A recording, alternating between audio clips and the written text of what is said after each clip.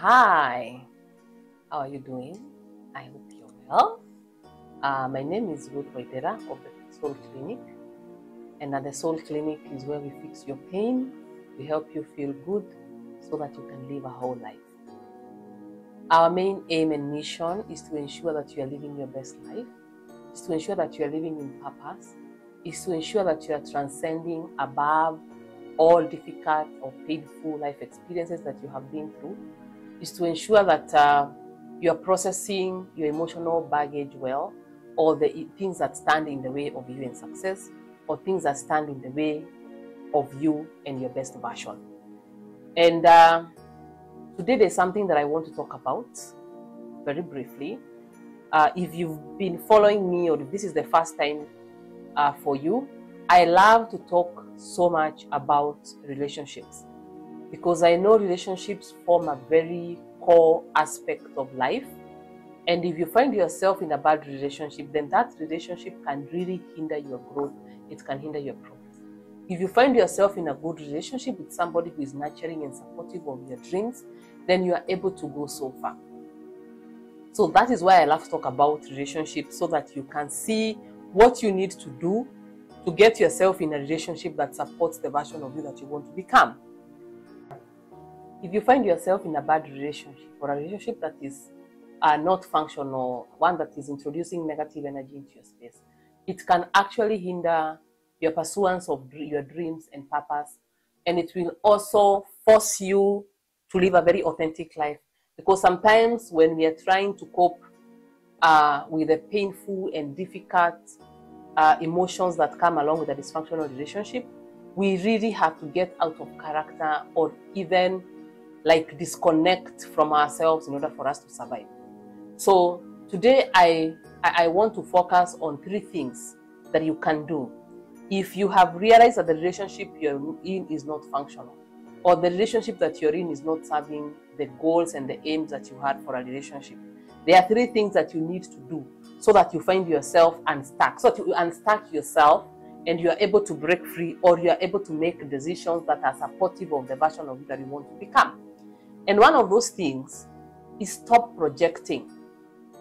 Stop projecting your good personality traits on another person, because this is what really confuses many people. And all of us will not allow ourselves to see someone for who they are. Someone is showing you all the red flags. They are showing you that their kind of personality is not healthy. The kind of personality that they present is not supportive of you. But you refuse to do that. And in its place, you project your good personality traits to that person, such that you start imagining that they are kind. You start imagining that they are this. You start justifying the reason as to why they are treating you the way they are treating you. You start looking for reasons as to why, they could be saying the kind of things they are saying to you and about you. And you are not able to see their character for what it is. So projecting is one of the things that we really do sometimes in toxic relationships, because we are also trying to survive. We are trying to make sense of whatever it is that could be happening here. So we find ourselves projecting a lot. So someone is showing you character A, but in your mind, in your head, and because you're also so deeply in love with this person, you choose to see character B. You know that at the very core, you are a good person. So you're not able to understand how somebody can be so harsh, how somebody can be so rude, how somebody can be so inhuman, how somebody can treat you like they don't care. So what do? You start to project those good things, and you start to see a goodness in the other person that actually does not exist. And the more you keep projecting those good attributes of yours to another person, the more you remain stuck in that relationship, the more it's going to be painful. It's like digging the pit deeper. So one of the things you need to do if you really want to break free and get unstuck is to stop projecting. Allow yourself to see this person for who they are. Allow the truth of who they are to wash over you. And I know it's difficult sometimes to accept the truth of what you're being shown, but allow it.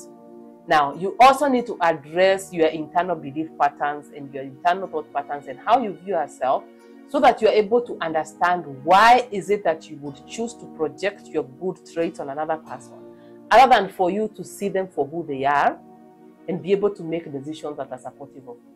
Because what could also be happening is that you could be having an abandonment issues, abandonment trauma, abandonment wounds. So you don't want to see the truth, because seeing the truth of what this relationship is may force you to make difficult decisions, and you don't want to make difficult decisions. Maybe your way of resolving conflicts is also avoidant, so you'd rather avoid. You'd better bury your head in the sand other than face the truth for what it is. The second thing you need to stop doing is stop personalizing. The things that this person is saying or doing are not a definition of who you are. They are actually a reflection of who this person is from within. So don't personalize the things. Don't take them to heart, the things that they are saying. Stop asking them or asking yourself, how can you say this about me? Because you know very well you are A, B, C, D, and then they are saying you are X, Y, Z. So stop personalizing and putting those things to heart, because those things are a reflection of the person. We normally say, the Bible tells us that out of the overflow of the heart, the mouth speaks. So the things that this person is, because they are also projecting, he or she is also projecting their bad personality on you. So also stop picking up their bad personality and making it yourself. Don't make it yours, because you are trying to take on a personality that is difficult to carry. They are saying nasty things to you and you're finding them hard, because what you're trying to do is to also take on the projection that they are projecting onto you, and that is where you are struggling. So the moment you see them saying things that are out of character with who you are, don't put them to heart. Don't personalize them. Look at it like whatever it is you're saying, whatever it is that you're doing is actually a reflection of who you are. It's got nothing to do with who I am as a person. It's actually who you are. If they are projecting a lot of anger, if they are projecting a lot of negative energy, just know that within them is a lot of anger, is a lot of negative energy, is a lot of all the negative things that they are projecting to. They must be an angry person. These are people who have not addressed their trauma. They haven't processed their past pains. They haven't processed, the traumatic experience that maybe they have gone through. So it's got nothing to do with you. And it's being dulled to you because you are the person who is in that space at that moment. They would still treat another person the same way if another person was in your situation. So don't personalize it. Don't take it to heart. Don't, and I know sometimes this is easier said than done, because this is someone you love. This is a relationship you're hoping it will work. But the moment you are able to face the truth, that is when your healing starts. The more you resist the truth, the more this situation will persist, the more pain you will feel, the more heartache this situation will cause you. The third thing that you need to do is stop catastrophizing. It's not a catastrophe. I mean, the world will not end because this relationship is not working. You won't crumble. You won't die. Your world will not crumble because this relationship is not working, or because they don't appreciate your value. They don't see you for who they are. I know at this moment it feels like my world would crumble. Maybe if you made a decision to end that relationship, because there are some relationships that can't be salvaged. Truth be told, I like to say the same way we have diseases that are incurable, it's the same way we have relationships that cannot be cured. Why? Because there is no goodwill on the side of both parties.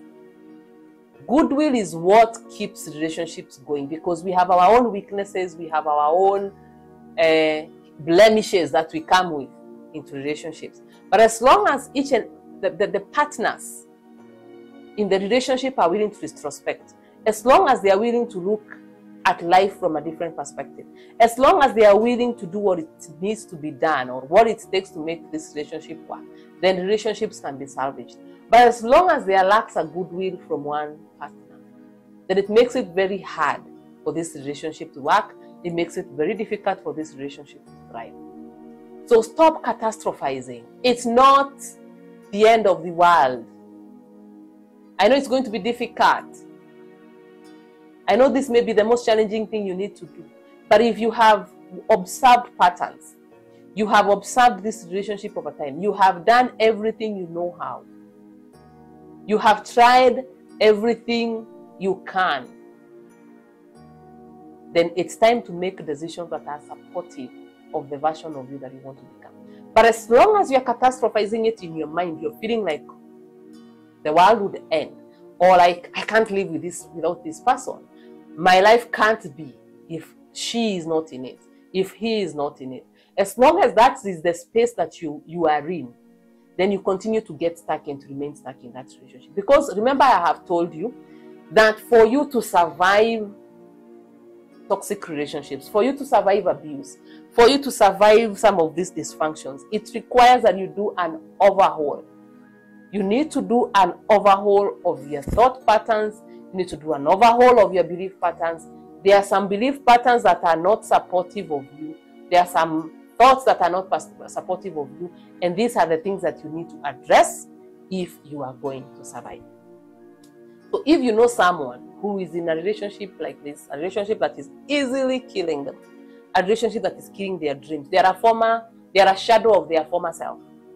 You look at them and you're like, something is not happening here. So if you know someone who would benefit from this, kindly share this video with them. Let's share it. Let's spread the word around, because we want to see people healing. We want to see people living their best versions. And I know one of the ways in which our dreams are cut short, we are not able to live our best versions, is when we are in relationships that are not supportive of us. They are draining us. They are sucking life of us. They are not nurturing us. They are sabotaging us in many ways. So if you know someone who can benefit from this information, please share this video with them. And once again, this is Ruth Waithira of the Soul Clinic. And until next time, let's keep healing. Let's keep striving to become the better versions of us. Let's keep challenging our thoughts and our belief patterns, because it is only when we are challenging those thoughts and those belief patterns that we are actually able to grow, and we are able to heal and move towards living an authentic life. See you next time.